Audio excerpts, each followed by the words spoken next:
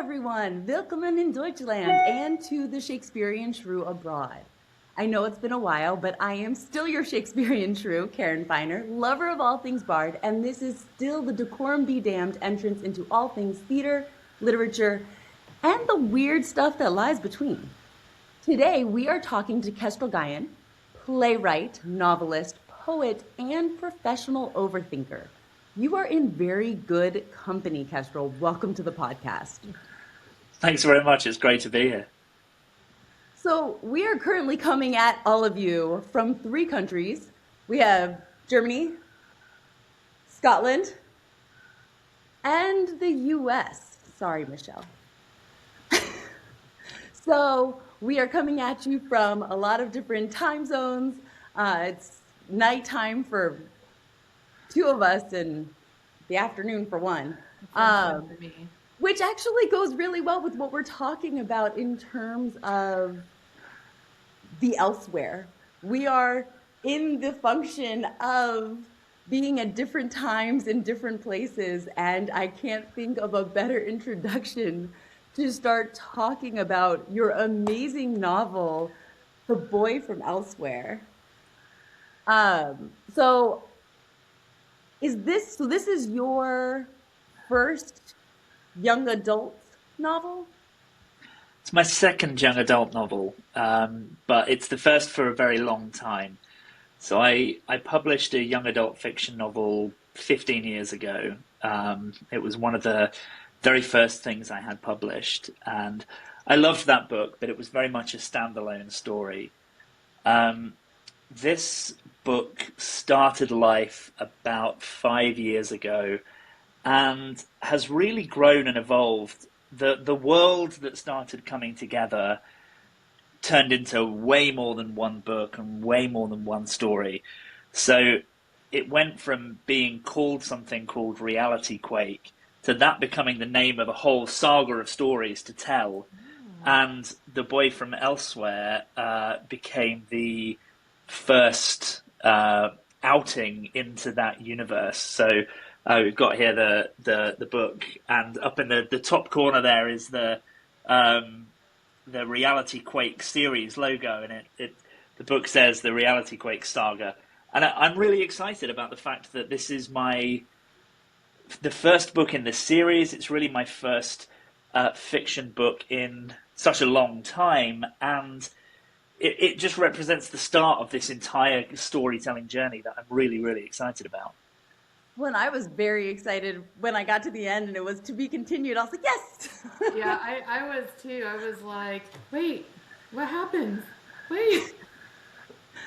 So, yeah, it definitely gave you everything you wanted in one story, but also the desire to know so much more about these characters that you really grow very attached to over the short amount of time you get to spend with them. I love that I got to end on a cliffhanger, but that the cliffhanger was something that sets up a whole other story without kind of giving too much away. Like there's a very definite this needs resolving thing right on the last page, but it doesn't leave you kind of in fear. It leaves you in curiosity, I think, which I like. And the world building, or worlds building, I suppose I should say, throughout the book is subtle enough to leave a lot to people's imagination, but also to leave a lot of threads dangling for future stories, which was a really deliberate decision. The book could have been one book and twice as long, but there are more than 2 books worth of stories to tell here, and I think this universe can grow and evolve alongside characters and stories and other kind of plot points, and evolve with the readers too, I think, which is always a really nice thing to do. Yeah. What made you, did you choose young adult, or did you just write something and that's where it fit best? I mean, a little bit of both. I have a real soft spot for young adult fiction for a number of reasons. I think actually as an adult, I really like reading young adult fiction because it's very soothing, and it's very enjoyable to read. I don't feel like it's a mission to get through a young adult book, but the good young adult fiction that doesn't treat young people like idiots is every bit as complex and kind of exciting for an adult reader, but isn't as, difficult to get through. Like, sometimes if you want to read The Hobbit or Lord of the Rings or something like that, you have to be like, right, I can only really do a few pages a day because this is heavy going. But something like The Hitchhiker's Guide to the Galaxy, which isn't technically a young adult book, but is written in such an accessible way, I could fly through that. I could sit and maybe spend 6 hours and finish a whole book, but what a great 6 hours. And it's almost like watching a Hitchcock movie versus binging a show on Netflix. Like, young adult fiction, the chapters are so much more bingeable. You can inhale them in such a short order. But that doesn't mean they're less complex. It doesn't mean they're less dense, or the characters aren't as rich, or the worlds aren't as well built. And that's really why I've always loved young adult fiction. But I think as I started writing the book and writing the story, and I can talk a bit about the origin of the story as well, but it really started saying something important about the young people that were in the story, and the representation it afforded, particularly LGBTQ plus young people. It was a real opportunity to, I think, fill some gaps that were missing when I was younger.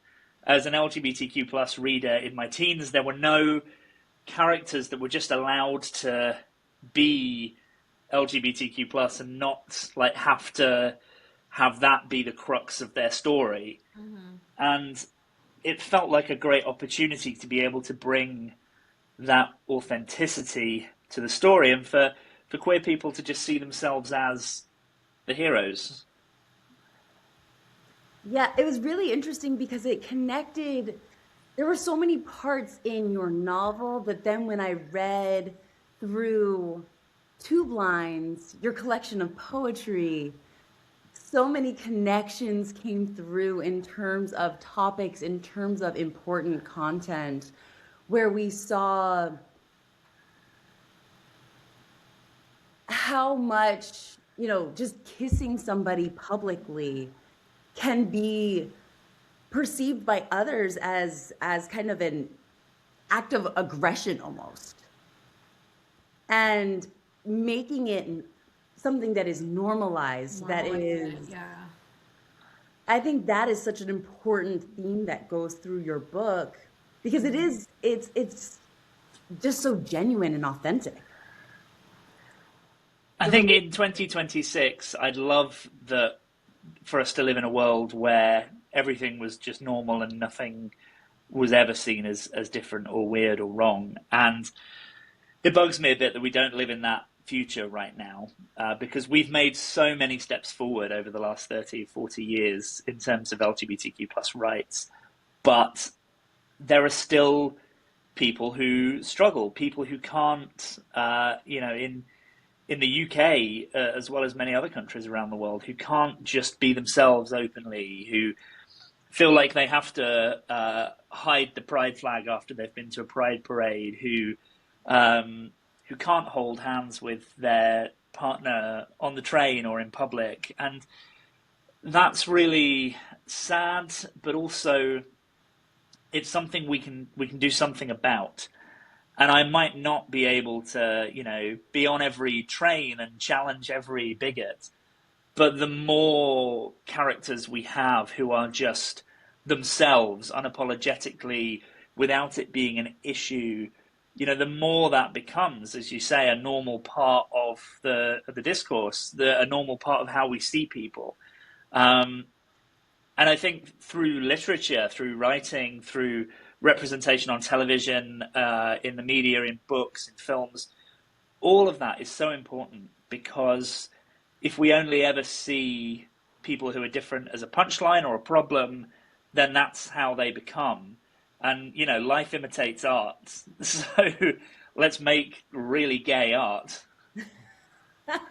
There's that scene in the book where Ellie's on the train and she's speaking to the woman, and to me, like, I don't know, that gave me like the warm and fuzzies, because it was just like a very natural conversation between two people, and that whole just dialogue back and forth was just very wholesome. And knowing, obviously I'm not going to give any spoilers, but like where Ellie's coming from in her life, like I don't, like, that's what I envision one day, like hoping to have in this world, is just being able, like you said, to be yourself, to have just authentic conversations with other people, and that not be the topic, or that not be what everyone's thinking of. Instead, just having those authentic conversations.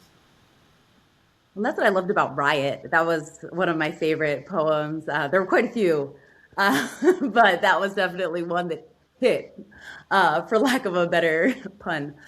But the idea of throwing bricks, not as violence, but as action, as engagement, as wearing that pride sticker or pride flag, or, those moments where words themselves can be our tools to fight back, because I think words themselves are also what keep us so stuck.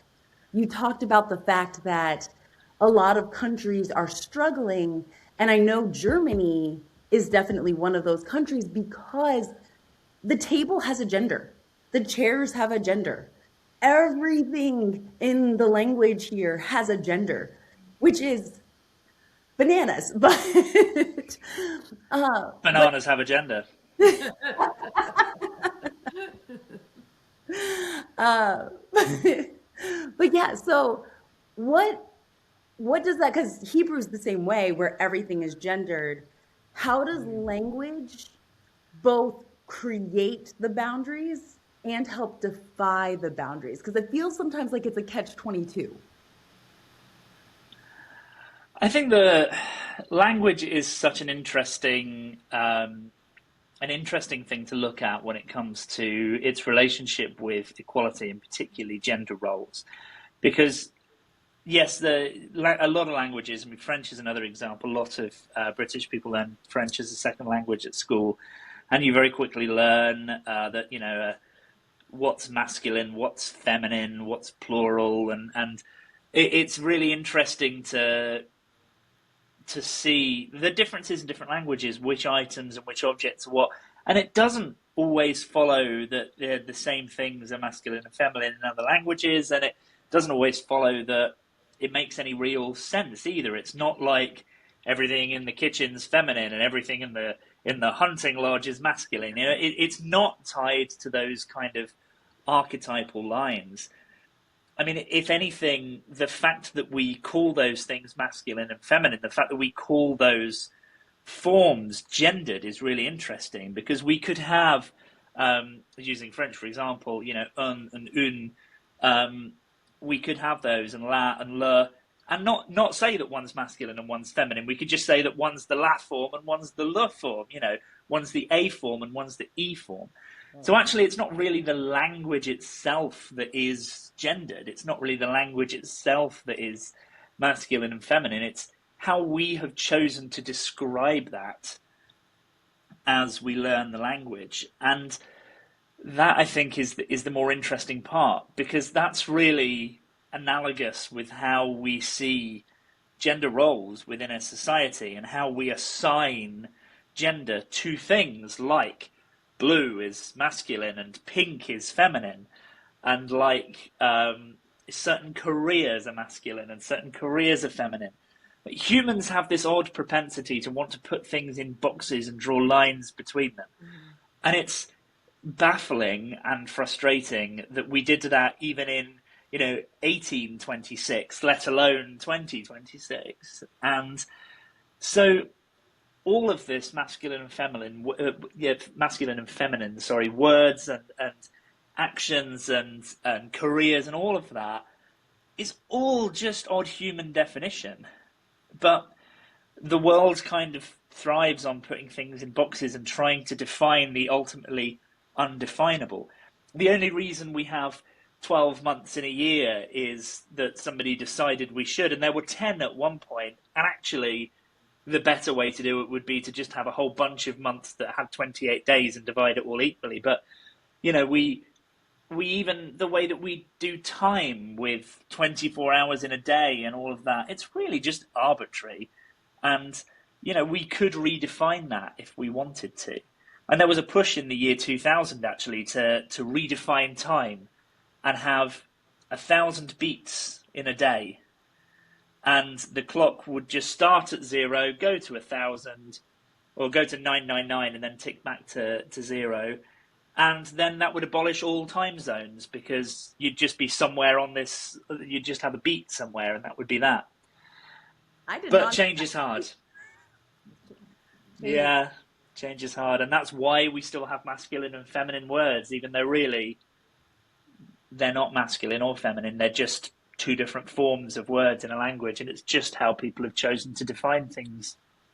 Although I have to admit, in your poem, Really Fucking Old Street, I really loved that Really Fucking Old Street was female. Like, but that you personified her, and I was dying.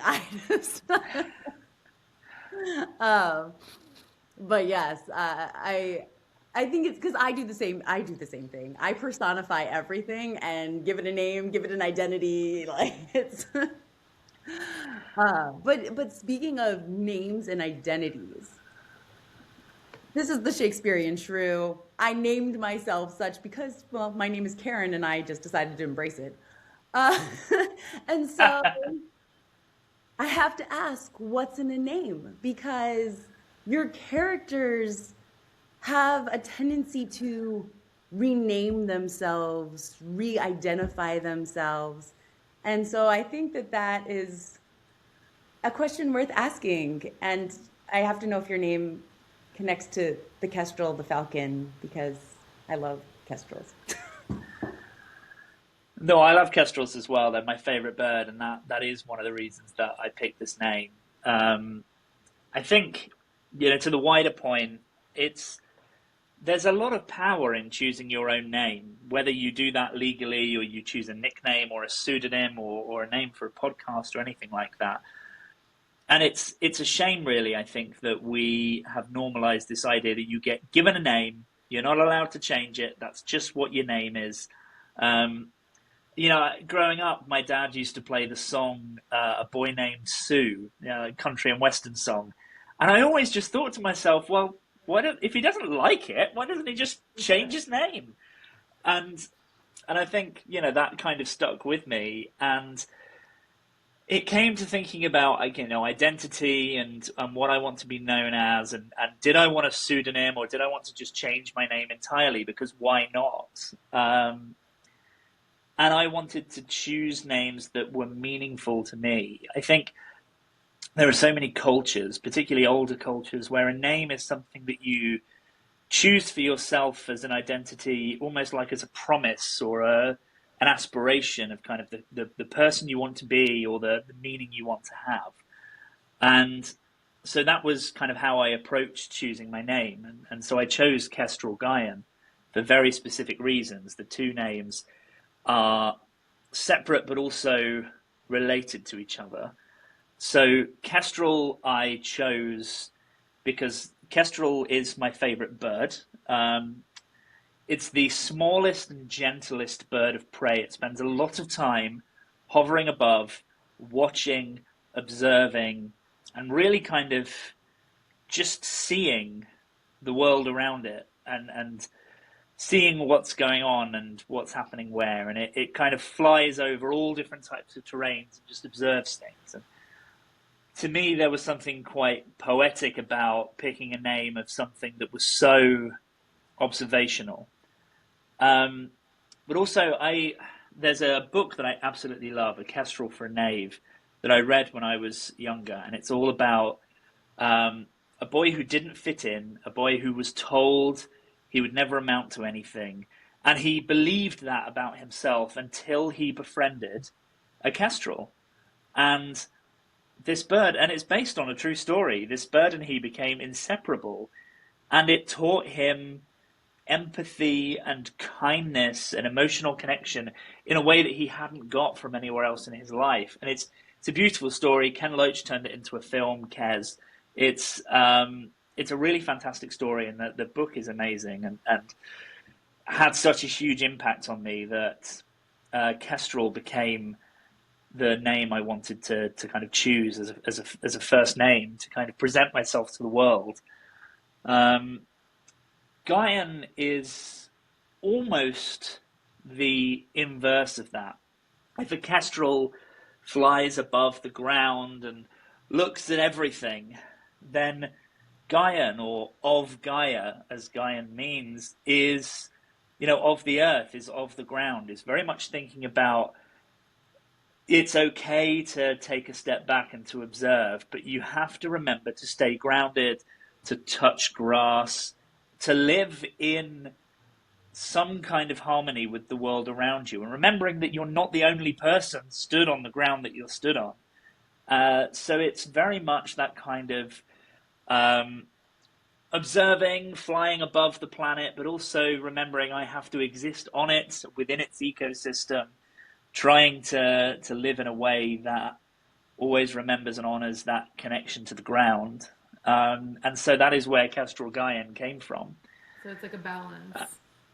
Yeah, and I've always kind of had this interesting, ever since I read that book, A Kestrel for a Knave, this idea about birds and humans being so, we live in entirely different worlds, really, because we live on the surface and they live way above it, primarily. But as creatures, we still inhabit this same planet, this same kind of space. I wrote a poem at the same time that I changed my name called Birds and Humans that was in my first poetry book, Counterweights, and was actually then a friend turned that into a piece of music. So it's a choral piece as well. And it just kind of sums up a lot of the kind of thoughts I have around you've got to find that balance between observing life and living it. And the name choice was really a promise to myself to always keep in mind that balance and to try and do that. And I think that lends itself really nicely to writing, really, because you're creating something that hopefully builds connections between people, but also, I think a good writer spends a lot of time just watching the world around them and seeing how people connect with each other and interact. Well, it's funny because I feel like that you see that balance in David's character, especially towards the beginning, where he's trying to figure out what he's doing. So it's that whole like living versus observing. So I think that kind of ties nicely into that. I wanted David as a character to be someone who evolved quite a lot over time, but also that had already done quite a lot of that work by the time the book started, because I didn't want him to be like, I didn't want him to be the villain and then become the good guy, because I think that's quite a common story. Actually, when we meet David at the start of The Boy from Elsewhere, he's done quite a bit of work on himself, and he's not perfect, but he's getting there. And his journey, he starts out when he's at school, he's like the people that bullied me, and he turns into someone that I'd be friends with. And, a lot of that work happens off page, off screen before the story starts, which I think is nice, because stories don't always begin with, oh my God, I've got to work on myself. Sometimes you encounter someone who's put the effort in, and you get to reap the benefits of that. Well, and it's also interesting, the discomfort with Jace and the being held to an identity of who you were rather than who you are. And so I thought that was a very interesting juxtaposition, talking about just personality rather than gender, because that's something that also plays a part in your story. But just in terms of identity, it was so uncomfortable for me to watch him be held, Accountable. well, not even accountable, but held in place as a person that he used to be, Yeah. rather than giving any possibility for growth.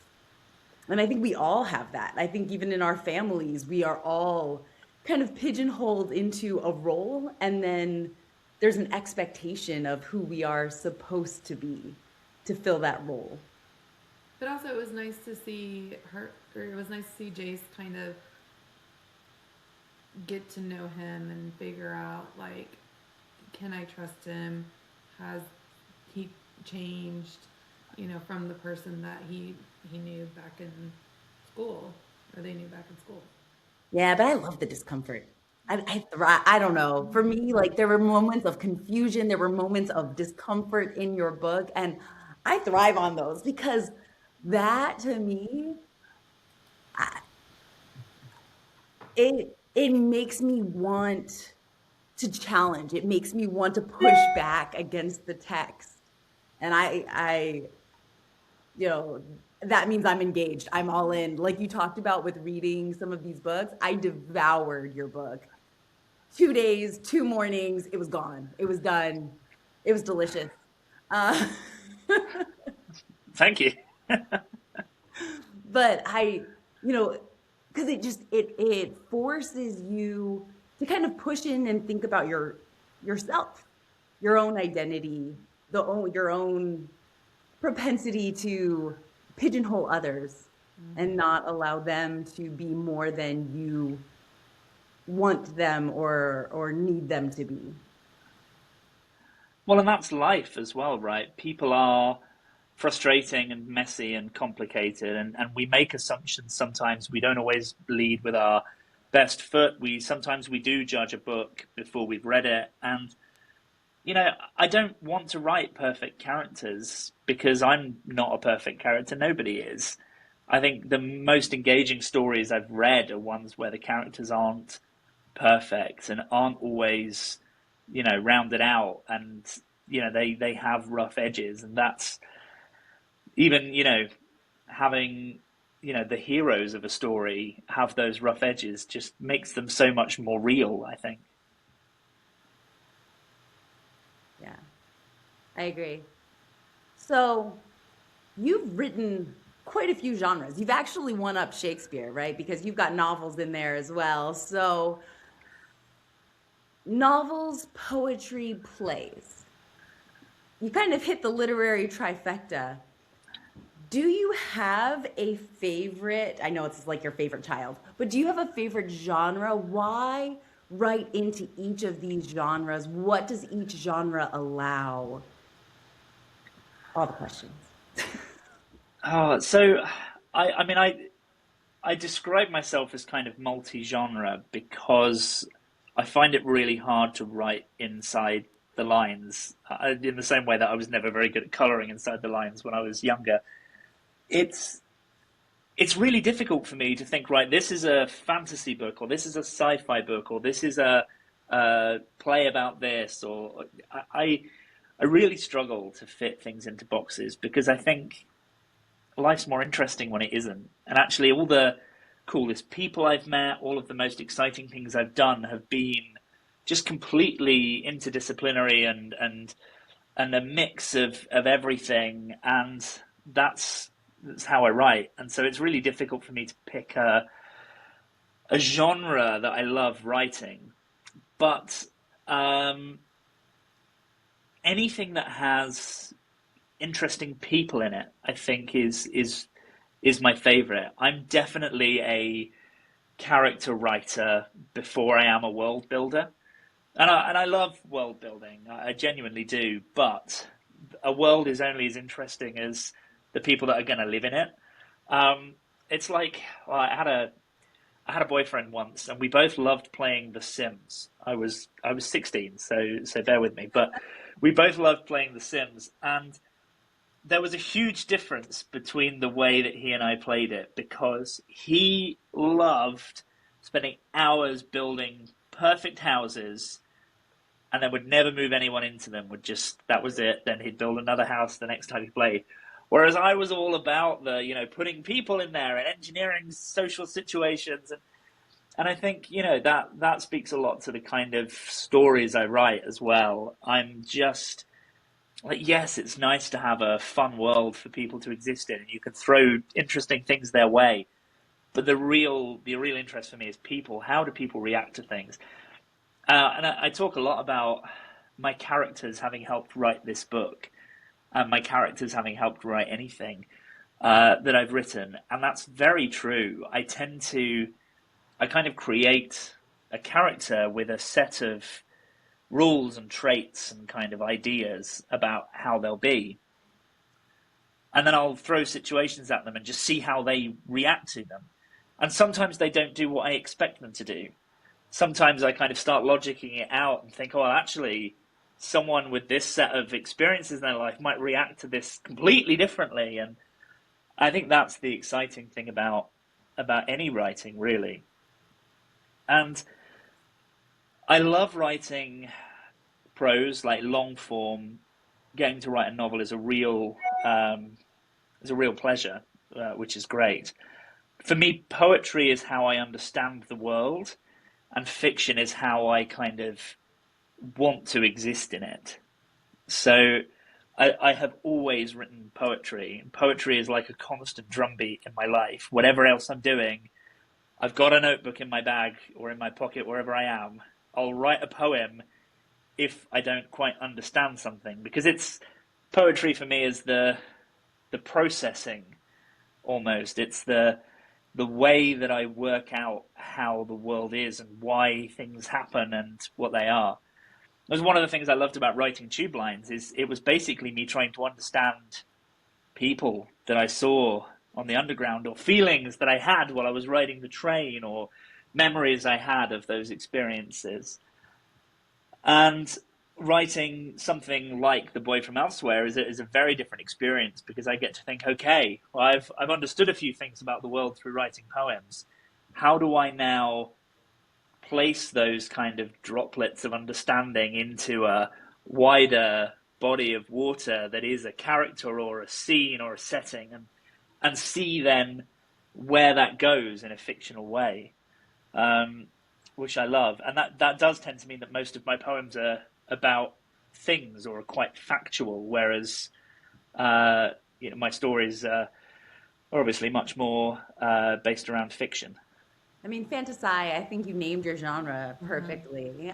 Because there's so much Yes. science. Is science another thing that's interesting, or did you do a lot of research for the science in your book?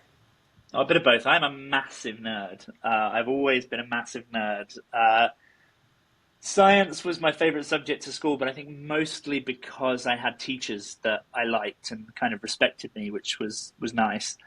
Um, but I've always been, I love Star Trek and shows like that. So I've always loved reading the Hitchhiker's Guide to the Galaxy. Alistair Reynolds is a fantastic sci-fi author who kind of does a lot of character building as part of that, which is great.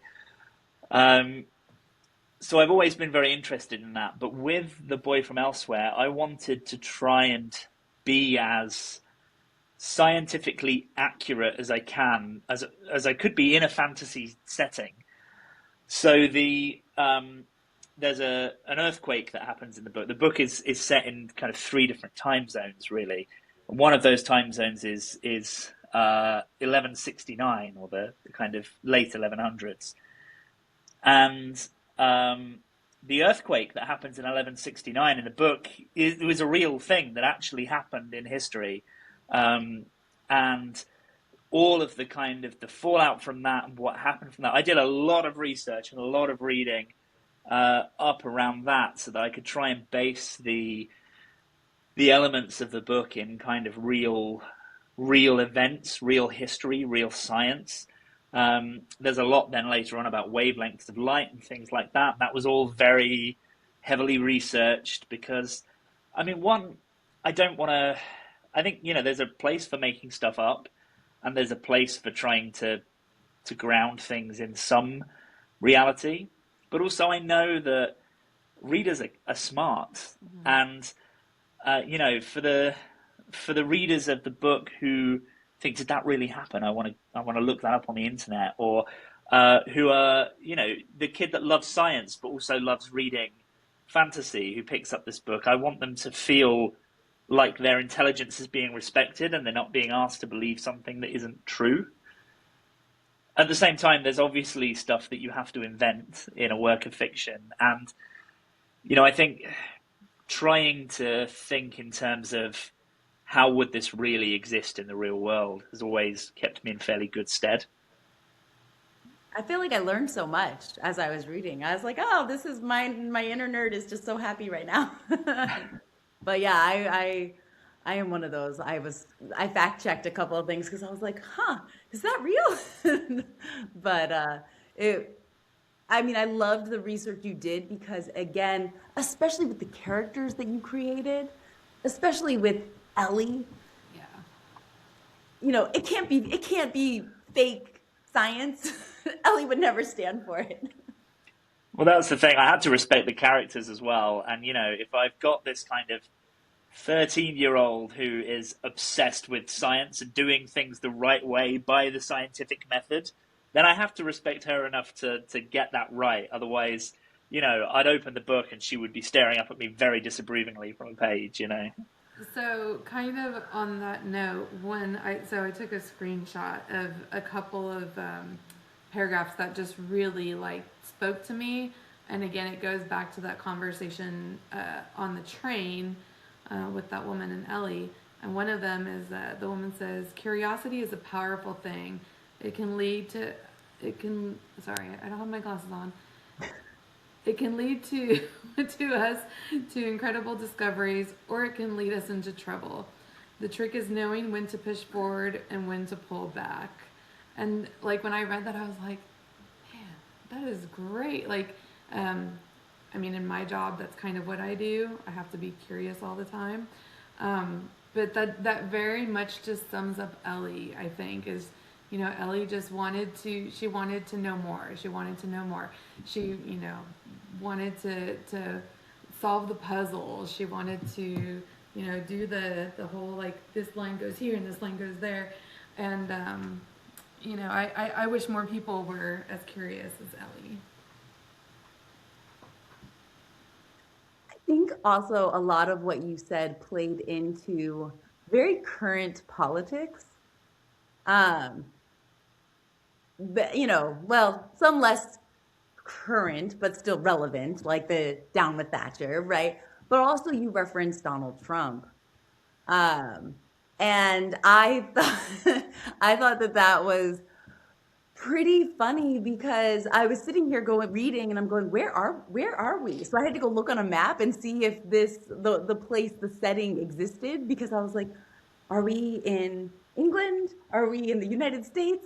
Because I think in the US, he's our mess. He's our president. He's our disaster. Like, we kind of think of him as our problem. Reading your book, it made me very curious to hear your perspective on the international impact that he is having. He is very much the world's problem. And Sorry. it does feel a lot like we are stuck with the president that we didn't vote for, because he is the de facto president of the world. It's in the UK in particular, it's a really interesting phenomenon because over the last, I don't know, 100 years, we have been very in sync with the US, and we've really had this enemies to lovers story arc as a set of countries. There was the Revolutionary War, and you all really weren't that happy with England at that point in time, and actually were really big fans of the French, and it's somehow flipped over, and we ended up in this situation where whenever it's kind of America and England, it's a bit of a John Lennon and Yoko Ono style loving, really. But what that's meant for us as the smaller country, the less massive power, is that we have our prime minister and we have our political news, But if something happens in the US, that is our top headline. Yeah, I listen to the radio a lot, and I hear the hourly news on the radio, and it is almost always this thing happened with Donald Trump in America, and then the Prime Minister of the UK said something else, and then there was something else, and then maybe there was something in the rest of Europe, and then maybe something else from the rest of the world gets a look in. And it's an odd structure and an odd situation because it does feel a bit like he is our president, in spite of the fact that he's not. But the policies he sets can dictate so much of the world, and the mood that he sets dictates so much of the mood and the tone in other countries. But I think that also says a lot to globalization and the technocratic way in which the world is now working. I mean, we have global tech companies who have as much power as governments in a lot of countries. And the pull and the sway of someone like Elon Musk, who also gets an honorable mention or a dishonorable mention in the book, can't be underestimated. And when he started working with Donald Trump, although, I hear that they've had a falling out now as well, it was huge. And Elon Musk was over here dictating our AI policy, which was also then becoming Trump's AI policy, and then it became the UK government's AI policy, and so it's all so intertwined now, and it all just because we get that news all the time. The mood in America is the mood here, and the news in America is the news here, and it's very interesting how much of the case that is. And it's slightly less so the case in mainland Europe. In the UK, it is certainly very fever pitch. Apologies, my cat has just jumped on me for whatever reason. You can just see his tail now. But yeah, he feels alarmingly like our president, and I don't love that. But there's no way that anyone wouldn't be aware of Donald Trump and Elon Musk in the UK in 2026. Yeah, I'm so sorry. We didn't want him either. I have a lot of friends in the US, and none of them seem to either. I mean, I think I hate to say that for everyone, but I think the majority of people who are educated and, have any creative elements in their life don't love Donald Trump. Moral compass. Oh, that'd be nice. We could use that. But anyway, but as an outsider, I mean, I visit the US a lot. I have friends all over the US. I spent some time living out there in my youth, and I often go and see some friends that live in Baltimore. And so I fly into DC because that's the most direct route, London to DC, when I do that. And just seeing since 2016 how different DC is every time I get there. I was last there in October 2025, and it was like a ghost town. It was almost like being in a militarized zone. It was a really, really depressing city to be in. But also just seeing as a Brit who has had a green card, who has a US visa that isn't just the tourist visa in my passport, the experience I've had at border control every time has been worse and worse. It's such a shame. Yeah, it really is. I have to ask because it isn't pervasive or slap you in the face, but politics is very present in this book. I'm not sure it's avoidable at a certain point. But what do you say to people who are worried about the politics interfering with your readers? Or because I get people telling me like, oh, you shouldn't talk about politics on the podcast. If the wrong people hear it, it could impact X, Y, and Z. And, so I'm just curious your thoughts on that. So I think there's politics with a big P and there's politics with a little p. And if you're an LGBTQ plus person existing in the world, then your existence, your identity has become political with a little p, and that's an unfortunate reality of the world that we live in. As a non-binary person, my identity is debated all the time in political settings and political circles. And yeah, I've been a youth worker and worked with LGBT youth groups, and queer young people are so aware of the impact that politics and legislation have on their lives, more so than any young person should have to care about. But it is a reality that we face, and I think I couldn't have written authentic LGBTQ plus characters had I not included some kind of reference to politics in the book as well. I've been really careful to avoid party politics. I'm really careful to kind of avoid, trying to educate readers on any particular political point.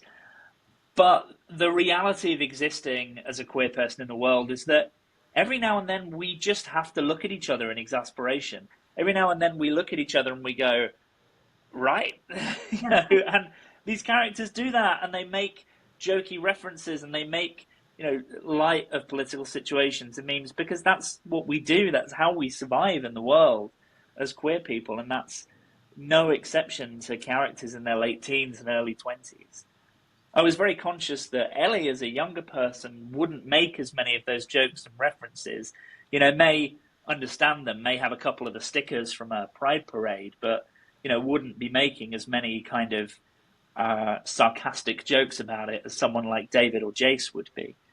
But I also wanted to highlight with Joshua and the fact that so many of those things go over his head, that it really is a situational awareness and almost a survival mechanism. The book doesn't talk about politics. The book makes light of some difficult situations because that's a survival mechanism that the majority of queer people use. Yeah, that makes sense. I mean, and it's interesting to see the difference between Ellie and her twin brother in terms of how much attention they pay to the world around them, because he's always on his phone, he's always playing with his computer, etc., while she is very aware of what's going on around her. How much is that part of, you think, that need for awareness, that almost survival awareness? So it was a very deliberate choice, and Ellie's twin brother doesn't play a huge part in this particular book. I'm saying nothing about future installments of the series, but the scenes that he's in, the chapters where he's present, you do often see him being very much less engaged, and that's for a number of reasons. Because as kind of a cisgender heterosexual version of a queer character, as that twin, he kind of shows that actually the queerness isn't the issue. It's the way the world treats the queerness that puts people on edge and kind of makes people have to be hyper alert and hyper aware of things. And actually, without that, someone could ideally just switch off and not have to care about the world around them. And that was quite a deliberate choice to give Ellie that kind of twin, who was able to, be there and be loving and be supportive, but be such a contrast, to be, what other people would say is quote unquote normal for someone that age. And you see that difference. And I think that was quite important to highlight, and adds that subtle context to an otherwise, quite charged situation. Yeah, I think it definitely did that. And, again, I couldn't help but see these connections as I was reading your poetry versus reading your prose in the Look Up poem, when you're begging people to stop staring at their phones. But I think that, again, like you said, it is a part of our everyday lives, and you can't, as an observer, not see it, not write it. But how do you think that that has changed people's ability to think critically? The lack of observation, the immersion into technology, has that changed the way people think? So I often rile against, or did often rile against, people who would say, oh, people used to sit and read the newspaper on the tube and now they all look at their phones. It's terrible. And I think it's not terrible, because a phone is another way of engaging. You don't know. Someone could be reading a book. Someone could be, reading an email from a loved one. Someone could be writing a love letter. You don't know what people are doing on those screens, and that's fine. I don't think the screen in itself is taking away people's ability to think critically. And I think in many cases, newspapers did as much damage, because you could be reading a tabloid that has all sorts of truths and untruths in it. Just because something was printed on a piece of newspaper doesn't mean it's any more or less true than something you'd read on social media, often less so. But I think one of the things that does have a huge impact on people's ability to think critically is this current wave of AI chatbots, ChatGPT and the like.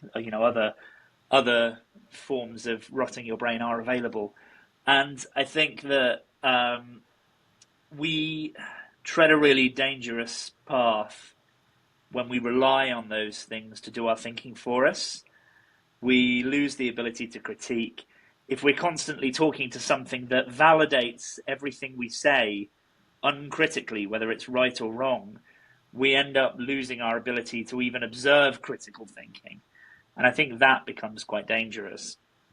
So I've no issue with people reading things on their phone, as long as they're not exclusively reading things that ChatGPT is telling them or asking it every little question.